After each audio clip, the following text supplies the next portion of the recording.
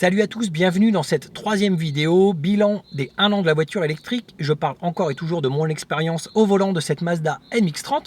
Aujourd'hui, 25 000 km plus tard, on va parler des bornes de recharge publiques, celles que vous trouvez dans certaines agglomérations et dans certains centres commerciaux. Il m'est arrivé au fil de cette année de vivre des expériences, certaines rares, plutôt bonnes, beaucoup qui m'ont permis d'apprendre ce qu'il ne faut surtout pas faire, et certaines qui sont quand même désastreuses avec de belles arnaques affichées. Ça tombe bien, je vous les ai filmées en temps réel. On voit ça ensemble, c'est parti.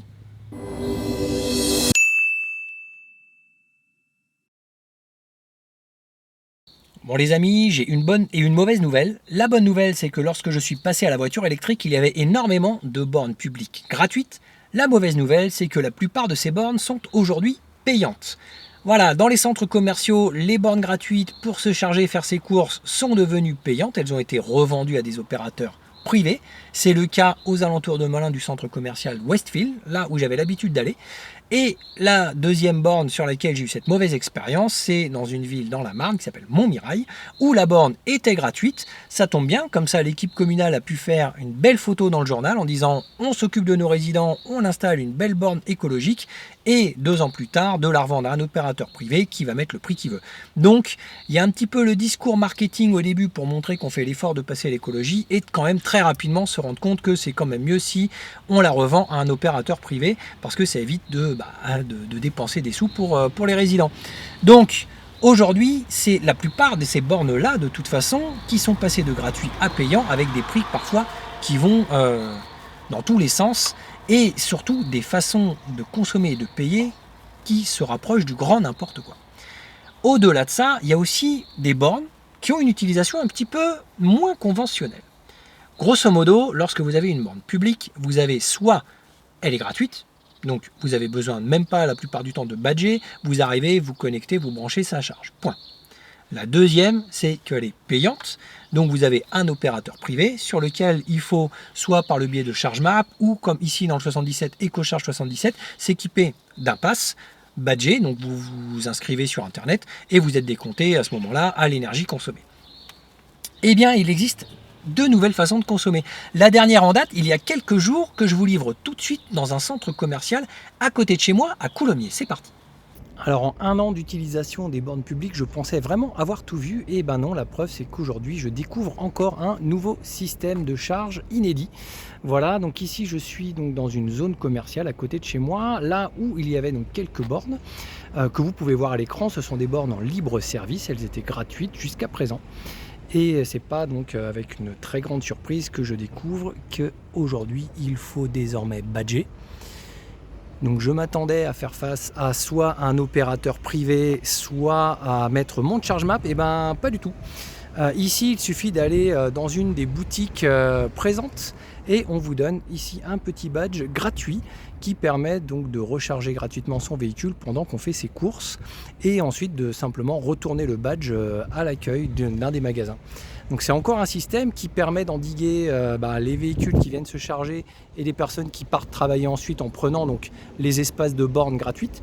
Là, les bornes sont réservées aux clients. On va demander sa petite carte, on badge, on charge sa voiture, on rend la carte, et tout va bien. Alors comme vous pouvez voir à Coulommiers, eh bien c'est encore un nouveau système. La borne est gratuite, mais il faut aller réclamer une carte de charge dans une des boutiques qui va vous octroyer la possibilité de vous charger gratuitement pendant que vous faites vos courses. Ça évite aussi d'avoir des places de voitures électriques qui sont prises par des personnes qui viennent le matin, qui se chargent gratuitement, qui partent bosser et qui occupent la place toute la journée sans que les personnes aient la possibilité de se charger pendant qu'elles font leurs courses. Mais on va dire que sous cet aspect bienveillant, beaucoup de centres commerciaux ne vont pas jusque-là.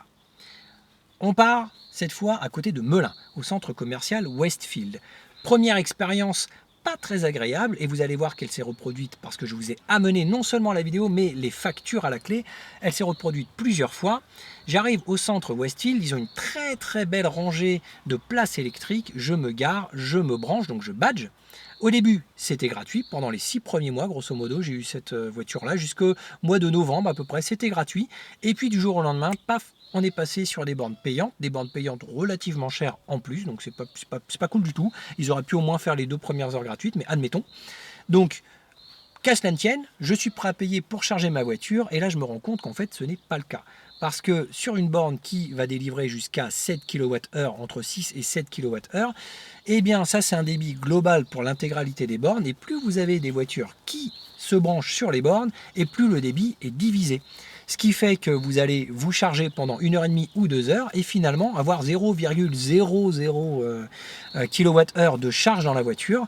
Et là, c'est carrément épouvantable. C'est-à-dire que vous vous êtes branché 2 heures et vous n'avez absolument pas chargé. Vous aviez 100 km d'autonomie en arrivant, vous repartez avec 101 km d'autonomie. Alors, l'avantage, c'est que en badgeant, vous n'êtes pas facturé de l'énergie que vous n'avez pas reçue dans la voiture. Donc vous êtes facturé que de quelques centimes. Je crois que c'est 28 centimes d'euros. Mais ça s'est reproduit plusieurs fois. Vous allez voir sur le petit affichage de toutes les factures que j'ai pu faire avec ChargeMap ces derniers mois, c'est arrivé quand même à 3 reprises où je voulais moi charger ma voiture et j'étais dans l'impossibilité de charger. Je n'étais pas contre l'idée de payer pour charger.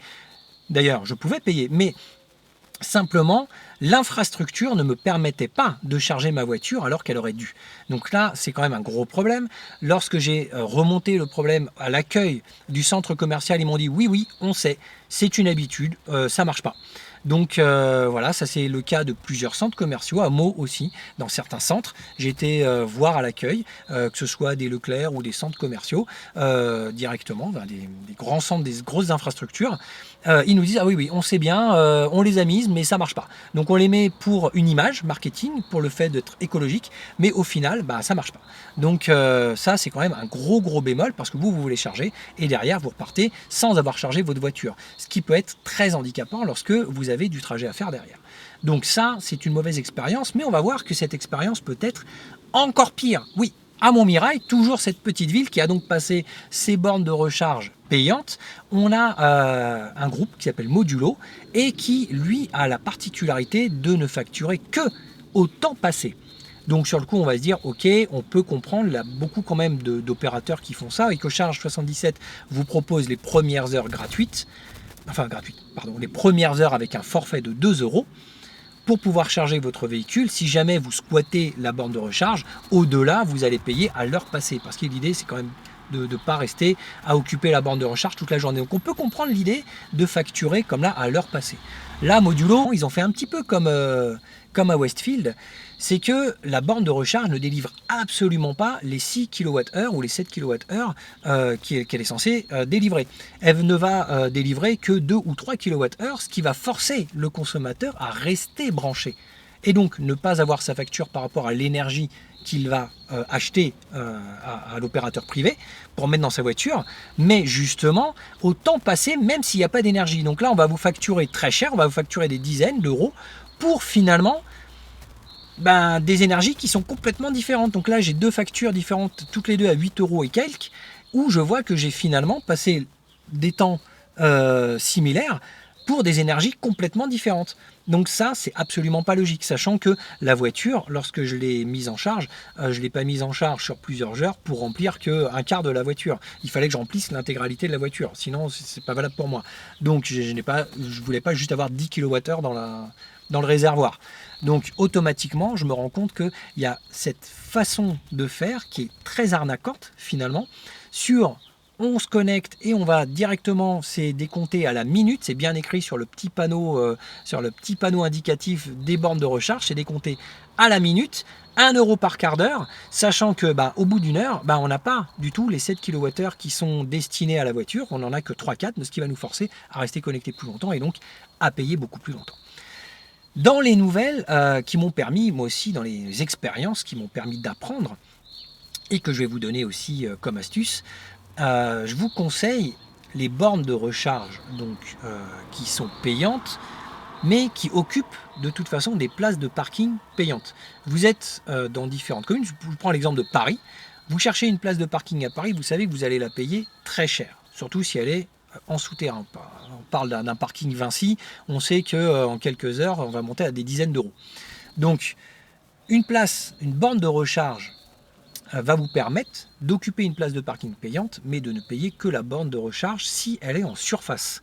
Donc ça, c'est aussi un petit truc à savoir. D'ailleurs, normalement, moi ici, la Mazda MX-30 m'indique bien sur le petit plan, lorsque je suis sur le GPS, les bornes de recharge qui sont en surface et les bornes de recharge qui sont en souterrain. C'est très important de le savoir parce que les bornes de recharge en surface, vous ne payez pas l'espacement de la place payante, vous ne payez que la borne de recharge. Donc là, vous en allez avoir pour 10-15 euros. Si vous restez par exemple une demi-journée, si vous allez voir un spectacle le soir, vous vous garez, vous chargez votre voiture, ça vous évite de payer 10 balles de parking, mais en plus vous avez payé 10-15 euros, mais vous avez chargé votre voiture. Donc au final, ça reste plutôt rentable. Par contre, une place de parking, à partir du moment où elle est en souterrain, j'ai connu l'expérience donc à Reims, et cette expérience est renouvelable à Paris aussi, bien sûr, puisque c'est les mêmes. Lorsque vous payez un parking souterrain, vous payez d'une part le parking, comme un Vinci, qui va vous facturer une dizaine, 15 euros si vous restez la journée ou la soirée pour aller voir un spectacle. Mais lorsque dans ce parking souterrain, vous vous branchez à une borne, bah vous allez payer en plus la borne qui, généralement, et comme modulo, va vous facturer à la minute, au quart d'heure, c'est-à-dire minute décomptée, on facture au quart d'heure 1 euro le quart d'heure, et vous allez en avoir pour 10-15 euros de facture. C'était mon cas, une quinzaine d'euros de facture à Reims, uniquement pour la borne, sachant que j'ai dû payer également 10-15 euros de parking. On se rend compte que la recharge commence à devenir hors de prix, et ça évidemment c'est indiqué nulle part, c'est-à-dire que vous pourriez imaginer que puisque vous allez payer votre borne, vous n'allez pas payer votre parking, ou vice versa, vous payez votre parking, la borne est mise à disposition, mais pas du tout, vous payez les deux et donc ça fait double peine. Donc en surface ce n'est pas le cas, les GPS l'indiquent quand même assez clairement, les bornes qui sont en surface, les bornes qui sont en souterrain, c'est quand même très important de le savoir. Voilà, on a fait le tour d'horizon des bornes publiques, des petites arnaques, des points forts, des points faibles. Parfois la borne, il n'y a rien écrit dessus, bah, il suffit d'aller en boutique. Parfois il faut badger, parfois ça se passe avec un QR code, parfois il faut rentrer directement sa carte bleue. En tout cas, il y a plusieurs façons de faire. Méfiez-vous quand même parce que parfois dans une commune, c'est le cas de Montmirail, on a deux opérateurs différents avec deux bornes différentes à 500 mètres l'une de l'autre et elles ne pratiquent pas les mêmes prix.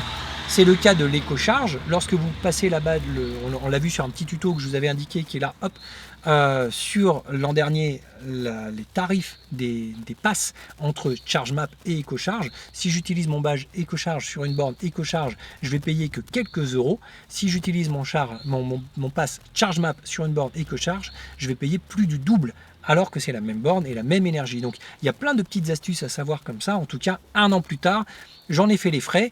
Je vous donne ces petites astuces-là. J'espère qu'elles vous seront utiles. N'hésitez pas, vous, dans les commentaires, à me dire si déjà ça peut vous être utile, ce qui pourrait vous être utile de parler ensemble, et surtout si vous avez vous vécu des expériences, ça peut être intéressant de les partager pour que tout le monde puisse en profiter au mieux.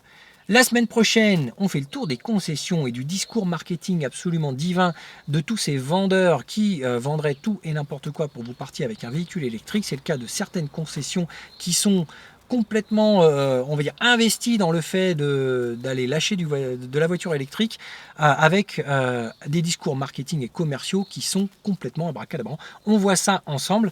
D'ici là, passez un bel été, bronzez, faites-vous plaisir, faites du sport. En attendant, les tutos du Sensei toujours axés sur, bien sûr, les arts martiaux, le karaté pour cet été et la pédagogie martiale. Donc n'hésitez pas ça, si vous aimez les arts martiaux, c'est sur la chaîne et ça vous attend. Ciao!